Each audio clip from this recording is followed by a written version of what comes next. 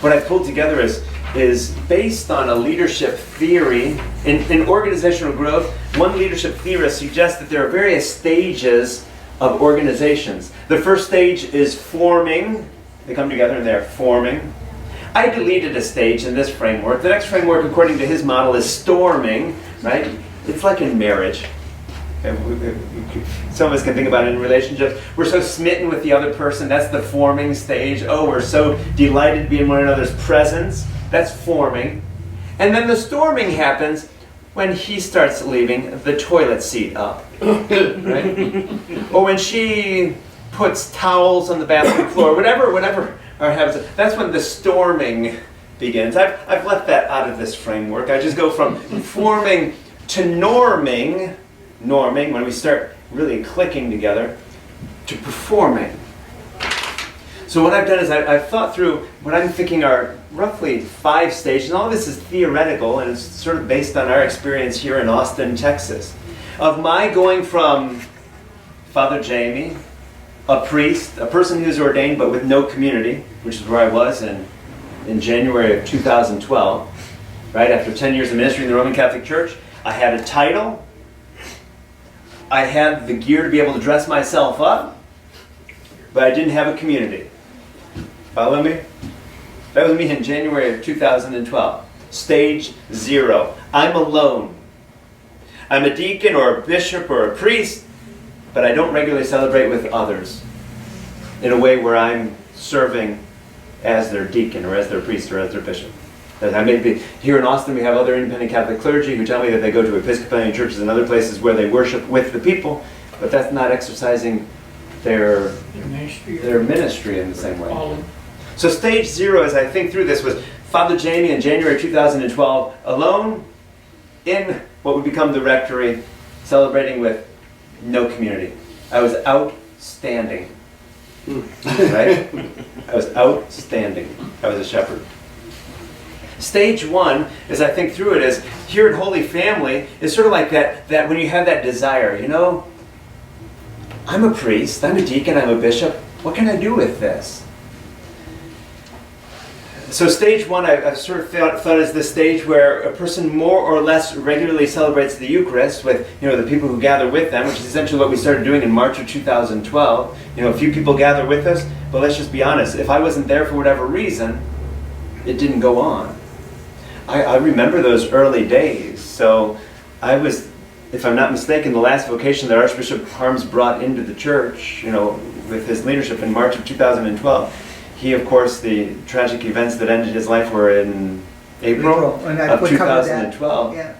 And so, essentially, what we were on this time of transition. I had this small community gathering around me, but if I were pulled away for whatever reason, it was Roy, at that time, now Father Roy. Roy was very involved in the church back then. He and I had this idea of beginning this community together once we learned about the American Catholic Church in the United States, online, of all places. We learned about it. We saw pictures of conventual Franciscans and others that I had known in a previous life. And we gave this a try. But, you know, if I were pulled away for whatever reason, I was the only priest in the community. And there was a time or two early on when I was pulled away. And I said, Roy, I don't know what to do. You're a lay person. You can't celebrate the Eucharist in the way that a priest can. You're not even a deacon. I don't know how that just sounded. But you are who you are. The challenge that I have is, if I'm pulled away from this community for any reason, what does this community do? Stage 1 is sort of where there's one person, one minister in the community, and if I'm not there, then Mass is canceled, or we come over the plan B, like Sunday worship in the absence of a priest. Stage 2 is going from this vision that's shared by one person to a vision that's shared, which is why I call it the we want to phase. Stage 2 begins to think about, you know, how it is that we're regularly celebrating with a group of people, and it's so important to them that when we are gathering resources, they're interested in sharing of themselves to be able to support the work of the minister. Now, don't get me wrong. In March of 2012, we were having mariachi masses every Sunday, 2 masses a Sunday, because that's how we grew Cristo Rey over 5,000 people. So till I finished paying the mariachi for a mass with 19 people, You see the upside down situation that we were in when Father Roy at that time and I were looking at one another. I said, I got the mariachi this time, right? It was figuring out how do we, we didn't have the resources coming in to be able to do that. But we found out that, when you go from 19 people to 25 people to 30 people, it creates this difference in terms of people being willing to share themselves.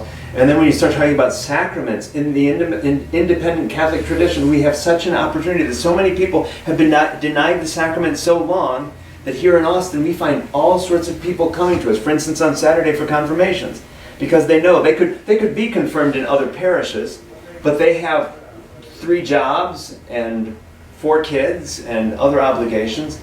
Going to class, a 3-hour class once a week for 9 months or 2 years in the case of adolescents, just isn't possible. We have people who come to us and say, my kids were in class for their first communion for 1.5 years, but then they dropped out for whatever reason, and now the nun won't let them receive their first communion. It's an opportunity for us in the independent Catholic tradition. Not just are we bringing people together to celebrate Sunday Mass, but here at Holy Family, when we celebrate the sacraments, people come for the sacraments that they've been denied. And when they come for the sacraments, offering the donations that they offer, again, it's a way for us to be able to pull together resources. So that's stage 2 in my mind in this theoretical framework, is when there are some resources coming into the community where it becomes the community's decision, because this money is not Father Jayme's money, it's not Father Roy's money, it's figuring out, okay, now that we're passing the basket, we're passing the plate, what are we going to do with this? And when people around the room start thinking, it would kind of be nice to have someone who's dedicated to this ministry. What ministry? Why don't we offer a stipend, right? Father Cleophas Maria, we talk about him being our missionary priest out in Hudson Bend Lakeway, which is, maybe an hour from here? It's a bit of a jaunt. Going to a community, and it's sort of like this, it's sort of like in these initial stages where it's, how do we gather the people together? And how do we gather the resources together? Because traveling from here to Lakeway takes resources. And in the very beginning, when Father Cleophas was first driving out to Lakeway, he was investing his time and his resources. Okay, how do we build communities up to the point where they can cover those sorts of things?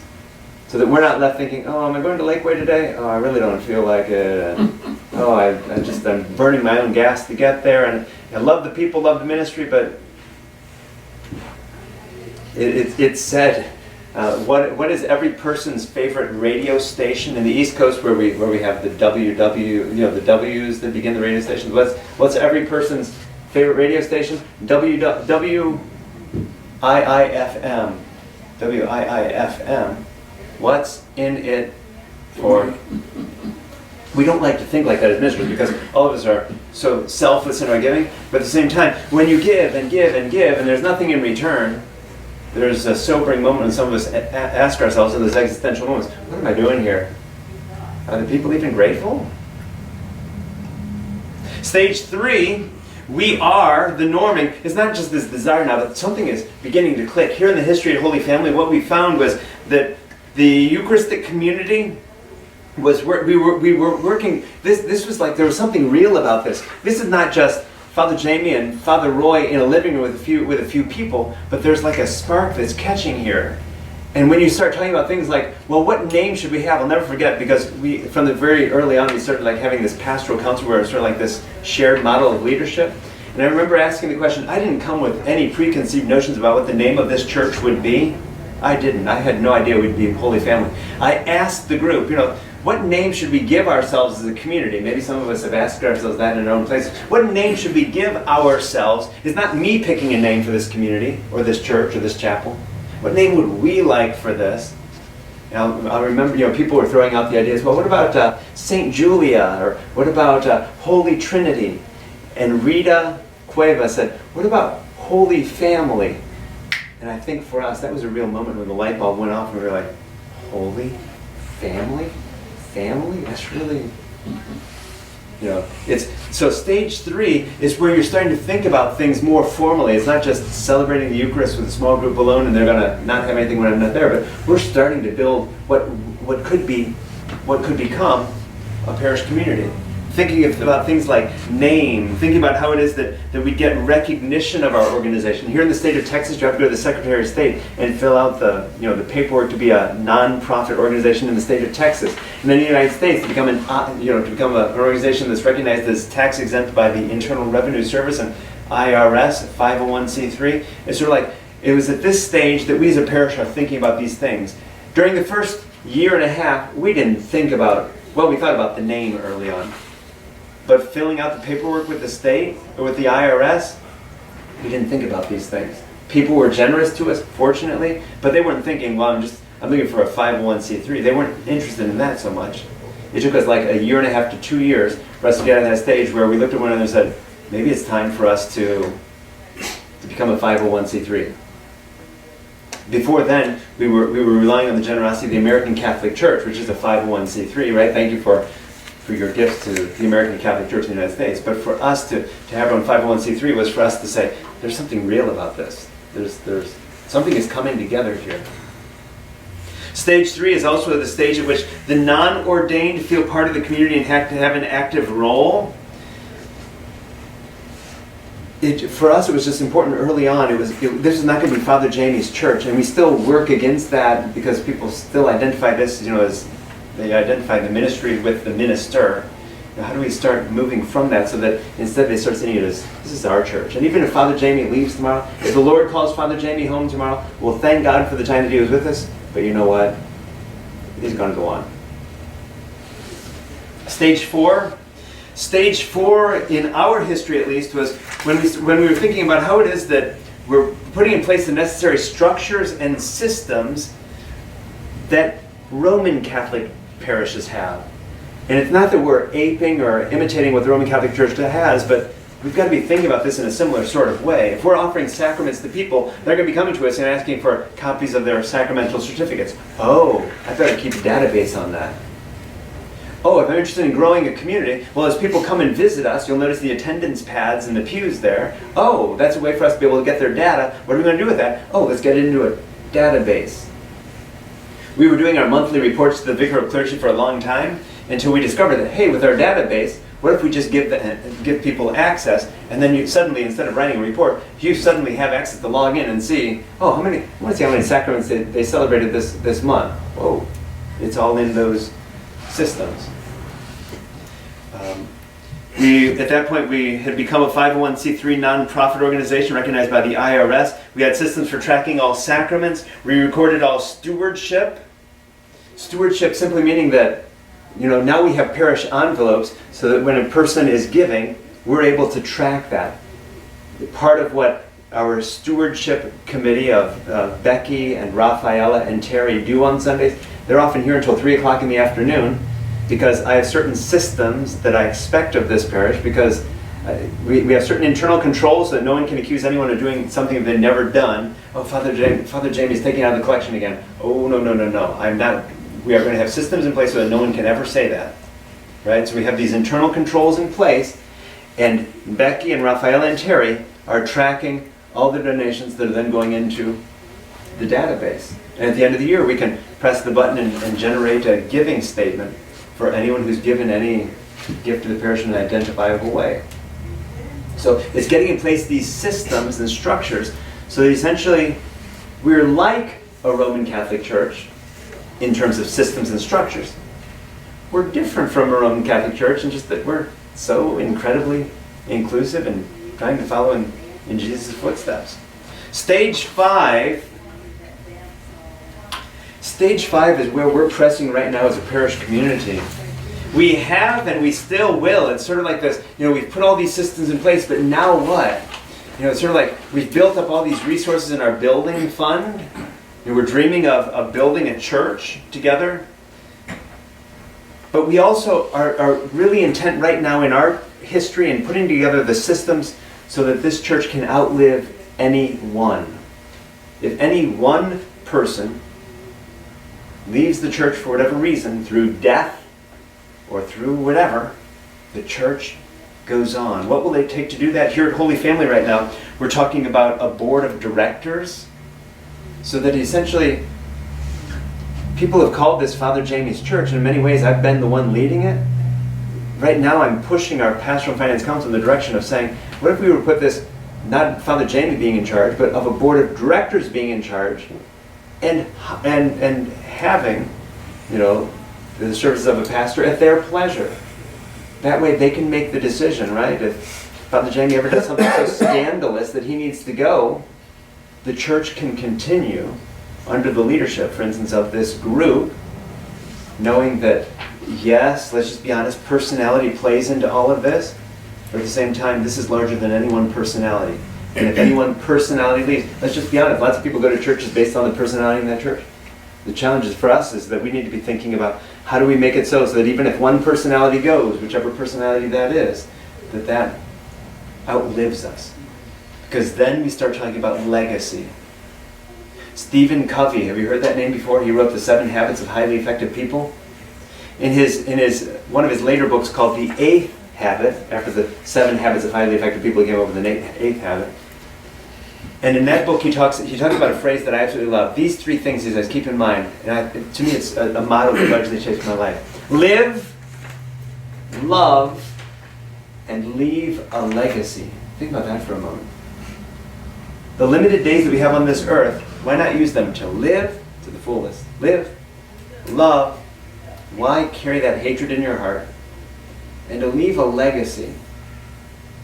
What a shame it would be if I had died 4 years ago. Thank you, Lord, for not calling me home 4 years ago, because I wouldn't have been able to have left the same legacy. We didn't have the structures in place for Holy Family to outlive us. I'd like to think that we're heading in that direction. I'm not going to lie, I'm not going to say that we're there yet, but certainly we're working with the parish in that direction. At our latest pastoral council meeting last Thursday, essentially that was the conversation. I said, let's have this be our last finance council meeting. They're like, our last finance council meeting? Till when? I said, like forever. Wouldn't that be nice if this were our last ever finance council meeting? Well, let's unpack that. What is a finance council? Finance council, in the Roman Catholic tradition, advises the pastor, but who makes the decisions? The pastor, right? The pastor has the power, and thank you for advising me. Thank you for the advice, the counsel. But at the end of the day, I'm going to do what I want. I'm going to do what I damn well please. Isn't that the model of the Roman Church? We don't need to have that here. How can we have a different model where this could be our last finance council meeting, the last meeting where I'm looking for your counsel, so that meetings from here on out could be meetings where instead I'm happy as your CEO, as your pastor, as your executive director, to help lead the organization, but how do we put in place the structure so that we have a strong board governing this church, regardless of who that pastor is. So that's the theoretical framework that I've been thinking through since September, simply how it is that we organize people and organize resources within the Roman Catholic Church, from which I come. So I apologize, thinking we're not part of the Roman Catholic Church. I apologize. I'm not part of the Roman Catholic Church either, but I did learn a lot. I learned a lot from the Roman Catholic Church. And I think one of the most important lessons that I learned before I left there was I did a course in community organizing when they said there are 2 sources of power and influence in this world: organized people and or organized resources. That was when a real light bulb went off in my mind. So stay tuned. Tomorrow we have another, I'm speaking again on organizing resources. That's going to be a fun talk. How do we organize resources? In the meantime, I would just want to leave us with the message that resources is really the resources that open doors, the resources that allow us here at Holy Family to do what we do, including getting people in from throughout the nation to do different things with us. The story that I'd like to leave with is, when I was a young pastor, I knew an old priest who one day sat me down in his office and he said, if you're ever going to leave now. Before you get to be my age and you don't have any choices, before you can. Leave now. If you're going to leave, do it now. The beautiful gift that I see in all of this is that by organizing people and resources, it allows us to begin dreaming here in Holy Family about how we can help our brothers and sisters who find themselves in those situations of not being able to leave. And I hear more stories than I'd like to admit of nuns and of priests who just feel trapped But the reason they stay in the church in which they find themselves is because of the security it provides them with respect to the future. If I leave the church, I leave with nothing, which is what I did in 2011. If I leave the church, I leave with nothing. No retirement benefits, nothing. I'm reduced to thinking, what am I going to do with my degree in theology? That's a tough one. Right? And I imagine it prepared me well to work as a greeter in Walmart, which is a very esteemed vocation for those who have the gifts to be able to do that. But really, what can we do with that? I see us, Father Libardo, I just want to sort of give a nod in his direction, because he was willing to take a chance with us and us with him, because we were sort of at that stage as a parish where, because we had the resources, we could turn to our Archbishop and say, this is our dream. We have a dogmatic theologian at Pontifical University in Rome who's been pastoring parishes for over 20 years that we'd like to pull to the United States. We have the resources, or we'd love to get the immigration visa. And our Archbishop looks to us and says, blessings, right? Who says, let's try this. So really appreciative, because of the way that we've been able to grow this Eucharistic community to such a point. It's allowed us to be able to have a mind like Father Libardo's. And it's allowed me as pastor to be able to have a conversation with him, because we're able to bring these resources together to be able to say, Father Libardo, if he's interested in being a hospital chaplain, but if being a hospital chaplain doesn't work out yet, how could we, with the resources that we have here at Holy Family, use those resources for you to apply that sharp theological mind to helping us in the independent Catholic movement to think through various theological issues. Wow. What a gift I see for the entire independent Catholic Church. I didn't bring him here for us here at Holy Family. But I see a greater gift here. So for each of us to be thinking about our own gifts and talents and the way that we're exercising our ministry, whatever you're doing as a priest, you could have been a priest and a lawyer or a priest in anything else. But for whatever reason, here in Austin, I just would like to share that the Lord has blessed us in a big way by attempting something like that we're doing here. And if we can be of any assistance, I trust that you'll let me know. The dream that I have going forward, and we'll see where the Spirit continues to move, but Father Chibundi and I, in having this conversation, my question for him is, how can we, as pastors of two larger parishes within independent Catholicism, how can we help to mentor others? How can we get resources online, and how can we make ourselves available, so that clergy who are looking for a 20-minute phone call a month can be able to call us up and say, this is what's happening in my community in this place, and so we can to sort of like share best practice, rather than think that clergy are sort of like, okay, we'll ordain you and then throw you out into the world alone. Sort of how do we build that network of being able to help and support one another within the American Catholic Church, but also my vision is a little larger. We're part of a larger movement of independent Catholicism. If rising tide helps all the boats to rise, how do we help one another within and outside of the American Catholic Church?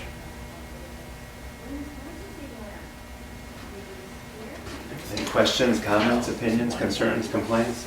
I have a question. Please. That wasn't my money? That wasn't your money. It's one of those things where we have to think about these things as ministers, because it's easy for us to laugh about it, because what happens is suddenly, and that's why internal controls are so important. We're happy to share our best practices with anyone who's interested, because what happens is if we pass the collection plate, then suddenly people are wondering, where did that money go?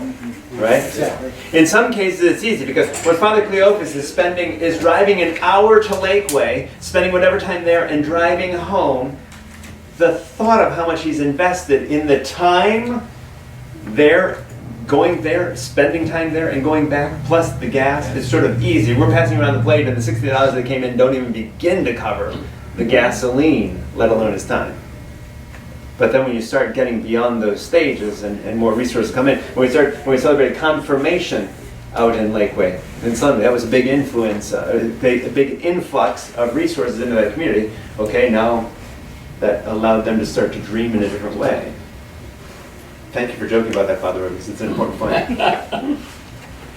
He doesn't look like he was joking. And you got to be careful, because the challenge is when we pass around the basket, we get lots of cash. And the thing is, in my experience, I see this all the time in the Roman Catholic churches I've been. They pass around baskets. The treasurer takes it home, puts it under her bed. It disappears. And those situations are never good. When I was in Novicia in California, in Arroyo Grande, St. Patrick Catholic Church, the youth group collected money to buy a chasuble for the young priest who was being ordained. I think we got some $1,200. We had the loveliest chasuble picked out for this priest who was about to be ordained, and the money disappeared. We don't ever, in the independent Catholic movement, we don't ever want to be hearing of those things happening. It doesn't create goodwill. Not at all.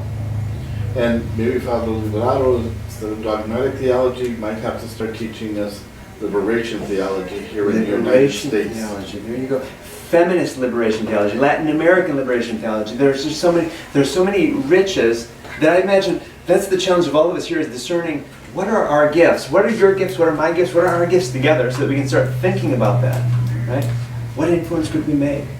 Father Libardo is going to have a talk later this afternoon on simply, giving some thoughts on where the Spirit might be leading him and or us with respect to theology. I think you're onto something.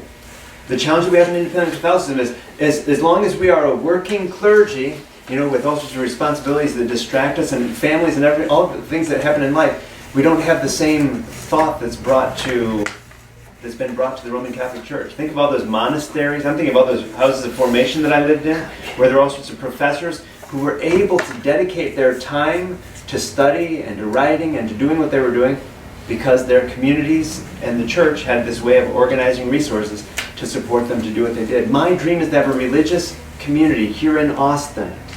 We are thankful for our Franciscan Friars Recollect, but that doesn't help us here in Austin. My dream is how do we bring together the resources to have a religious community praying for us and ministering out of this center. Si se puede, we can do that.